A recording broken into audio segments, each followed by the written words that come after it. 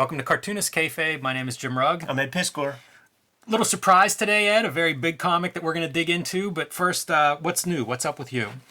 Patreon.com/Ed Piskor is where I'm serializing my current comics project, Red Room. Webcam murder for fun and profit. And everybody gets away scot-free.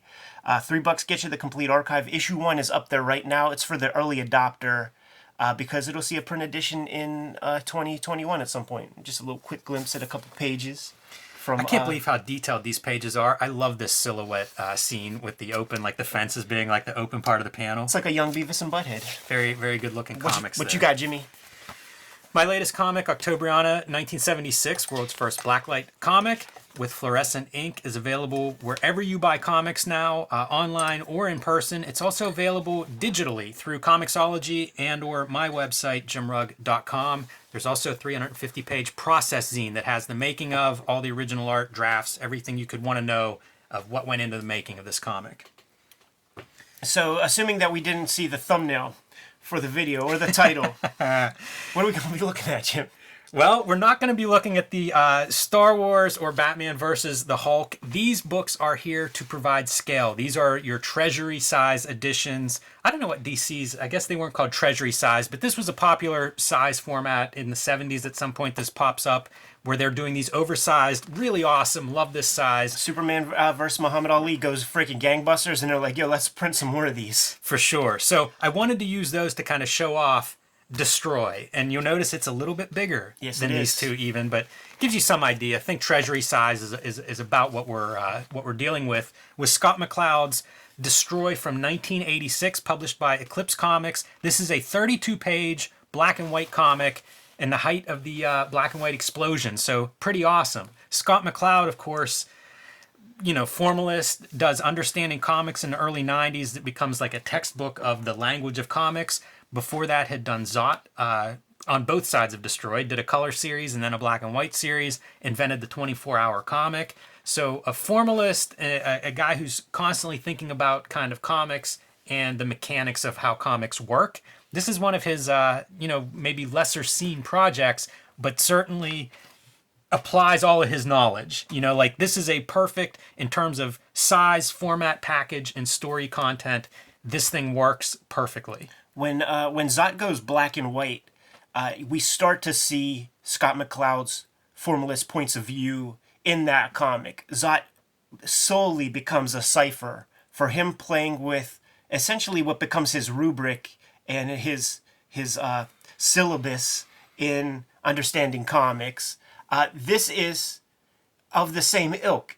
It's just exploring the Rob Liefeld section before there was a Rob Liefeld, by the way. This is 1986, but that kind of energy, as opposed to the timing and rhythm of like Kriegstein and Eisner, like he did in Zot.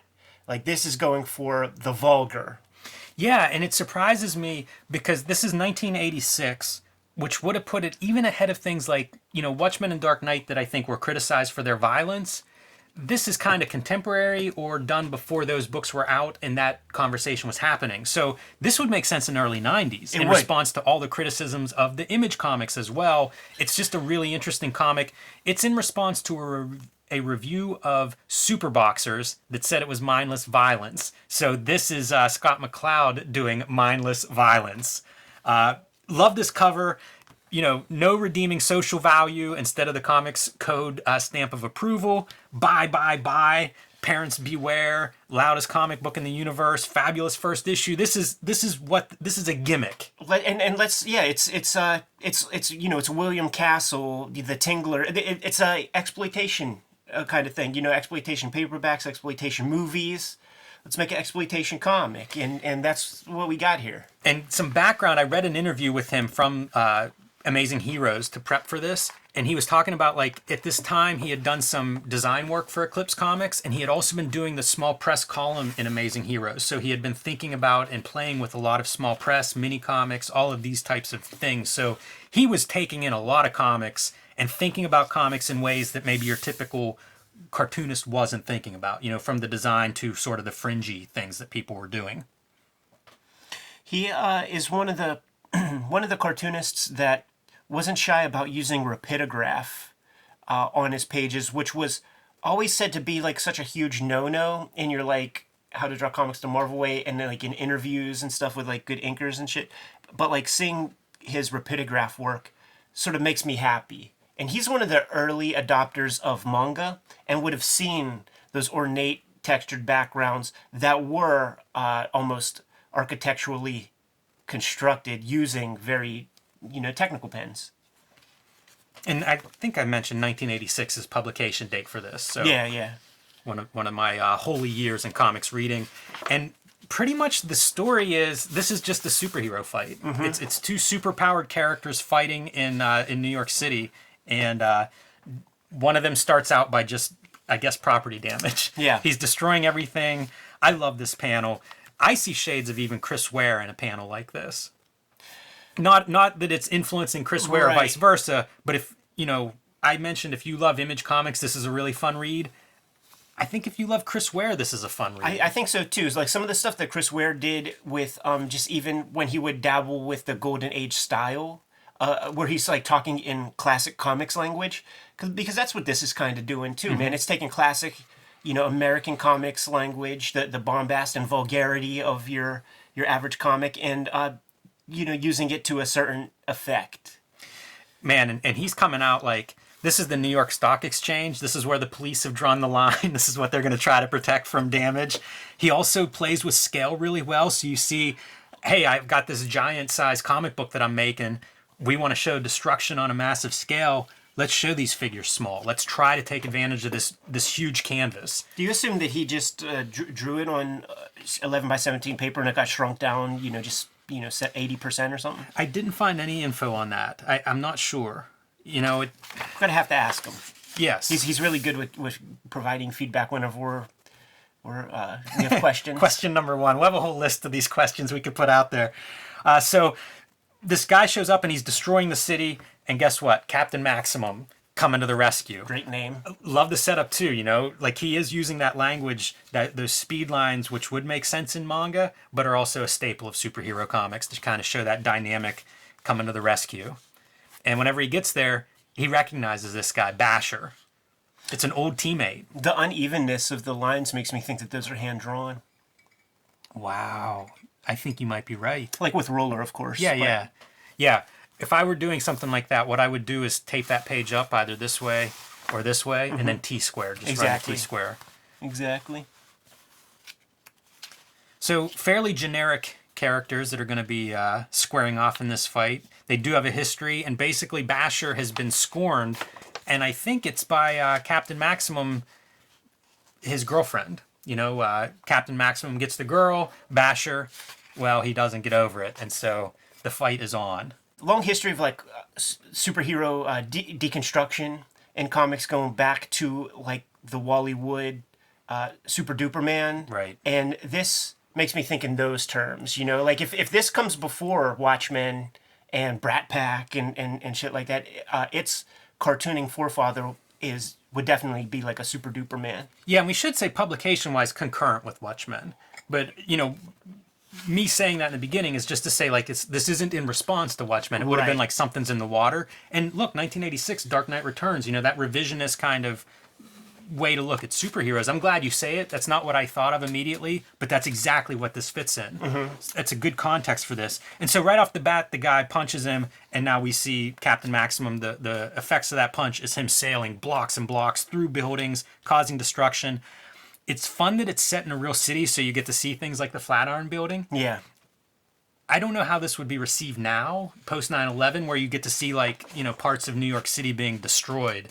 It's a different, it's a little bit of a different thing, but it's cool to see real landmarks. It makes the fight better. Can you go back just one real quick? Because you had the Flatiron Building, and then, here's 34th Street, now we're on 42nd. Like, the geography is something that McCloud is kind of keeping in mind. I think there's going to be something in the back to kind of show us the map of where, like the Dave Gibbons, Rorschach walking up the stairs in that building. There's a version of that here. A lot of Watchmen parallels here. Really fun though, man. Fun cartooning. surprised that nobody had come up with this concept already. You know, just a giant fight scene in an oversized book. It's so obvious once it happens. And it says it all. Like there was when Alex Ross and Mark Waid did their Kingdom Come story, like it was trying to like kind of cut promos on like the Image kind of aesthetic and shit. And it's like this took care of that, you know. I would love to see the Image guys, like one of the Image guys, adapt this. You know, imagine what that would look like. But this is great. You know, he's really good at maximizing the size, using this oversize to just deliver this. It reminds me a little bit too of like The Authority, 15 years later. You know, where it was the idea of like big, wide storytelling and superheroes as like these larger than life characters. So Captain Maximum, he recovers, and now it's his turn to punch Basher. And they're doing the exact same thing to each other too. As the other critical piece, you know, that critical analysis of the superhero genre or iconography of the superheroes, like they're the same. You know, like they're going to destroy this city together. This is a dance that two people are participating in. Right. More of those parallel lines, Ed. That I think you're right about those being drawn. Yeah, the interesting thing about these ones, I see some variation in line weight, so it makes me think that he's using a dip pen on the big ones, on like this. Now you're going a bridge too far for me. I can do a rapidograph with a T-square. Dip penning on a straight edge is not a fun thing to do. And you can see some of the lines don't quite make it, which further adds to, I think those are hand-drawn. And it's just 9-panel grid, comics language, fight, fight, fight.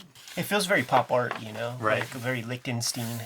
It is fun that he's using, you know, like Empire State. Is that Empire State Building top?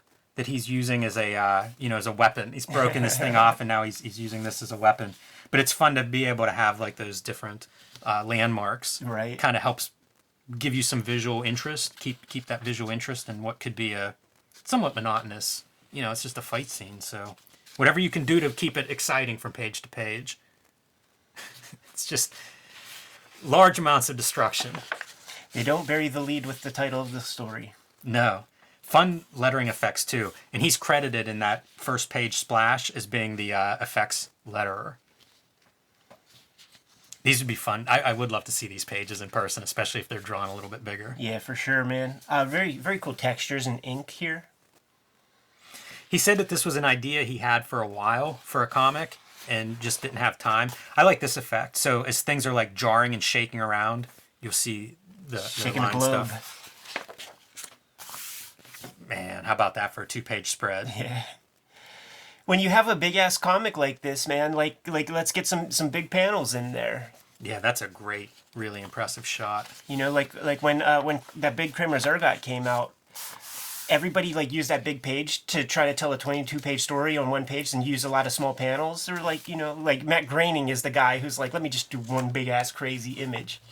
Reminds me a little bit of like Jeff Darrow in the sense of like, I don't know, scale, I guess. Yeah, sure. Scale is something that I don't catch a lot of in typical Marvel DC comics. It's a hard thing to pull off. It's something that I think Mobius really kind of figures out, and then cartoonists start to adopt some of his techniques to make that work. But it's not something I see very often, and I see it in this comic a lot. Like several of these panels that really feel like, you know, that reminds me of the Chris Ware thing, where you have this little figure and a pretty detailed piece of architectural drawing around that figure. Yeah, you think of, Superman jumping off the top of the, the Chris Ware Superman jumping off the skyscraper and landing and everybody kind of mobbing around. Directional device going into the next page.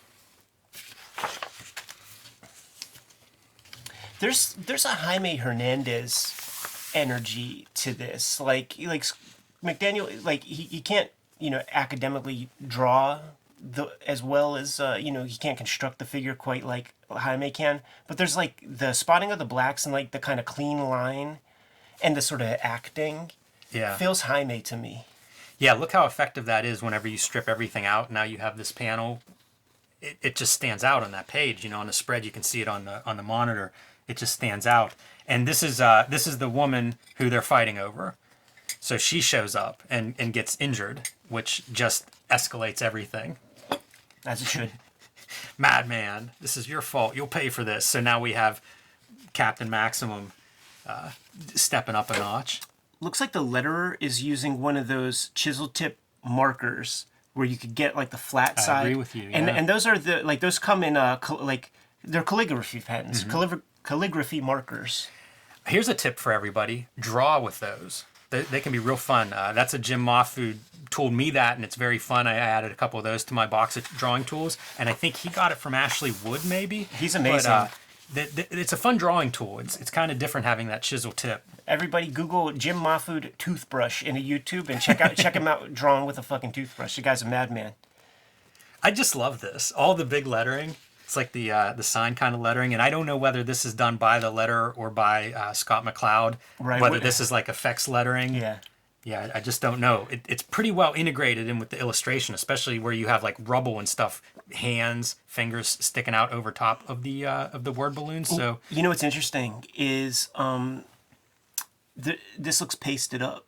it does. These two T's are exactly the same. I was looking at the E's. This T also. Yeah, the E's you can see the same too. Talk about dumb minutia. And I guess like if you look here, well, maybe not. Yeah, because the D's are different.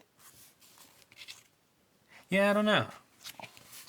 It seems like a dumb thing to paste up. You know, you It could does. just draw it with a heavy hand. But you know what? Like, maybe it's like you paste it up because you're going to have, like, shit going over top of it, and you don't want... Like, because, like, maybe these guys are pasted on top of that. This is such a weird thing that we're looking at. Like, these two destroys look photocopied, and maybe based on this, you know, you can see, like, the little notches in the D, even the edges of the E's are kind of the same. Right. Maybe he had a handful of destroys that were photocopied in different sizes that he could paste down. The mysteries of making comics. And look how uniform this looks. Yeah, that looks like a screen. Yeah, look at this. This is great. So Basher's getting ready for his big move. It's gonna give him all up. This is just pro wrestling, by the way. This whole story, the way the fighting goes, it's totally out of a pro wrestling match. Yeah. I'd be curious about that, like how McCloud put together the actual fight, because it has that kind of ebb and flow, and your alliances change partway through and stuff. But love this setup. Nice city backdrop, although there should be smoke and things billowing from all the destruction. It's a very clean city, it's right. Yeah. Yeah, and like have little smoldering piles of shit here and there. But this is great. The big wind-up punch. Great use of black on Punched him to the moon. Love it. It's so cartoony. He has the little explosion when it hits the moon. Now he's up there yelling, but it's in a vacuum, so you get no words in the balloons. Right. So much fun. I think his dad was a scientist, man, so... Smart guy, no doubt about it. And then coming back from the vacuum of outer space, and the words start to come back for destroy. Now, before we turn the page, because like this whole motif was done by Kaze Shinobu in Ryu, the Strongest Man on Earth, and we know how that played out. Oh man! So let's see how McCloud stood up to this. Man, you're raising the bar with that, Ed. Not bad. Pretty good. Not good bad. Use of the 2-page spread. Not bad. Yeah, that's the formalist in McCloud there. Taking advantage of that size. Look, man, buildings just being cut in half. Yeah. Wow. Yeah, that's pretty good. It's crazy. Like, I'm seeing a face here. I'm seeing, like, eye, nose, cavity, teeth, chin. I know he didn't do that, but I see it there. Yeah. Very, it's good stuff. I think I'm satisfied with that payoff. I like the debris falling, too, from the sky. Dude, when I was a kid, I put a fucking M90 in a VCR that broke, and it was raining parts for long enough for me to develop the thought of, like, please stop, please, because, like, it was just raining parts down on her head, and it wasn't stopping, and it was giving me fucking anxiety. Because I was waiting for, like, the biggest piece to just, like, fall and fucking hurt something. That's funny. Fall on top of a car and get us in trouble or some shit. So, puts him under arrest. He wins the fight, or the good guy wins. And the mayor's like, well, at least no one was hurt. I know, right? That's comics. The end. And here's your map, Ed, that you were talking about to show us like where the fight was happening.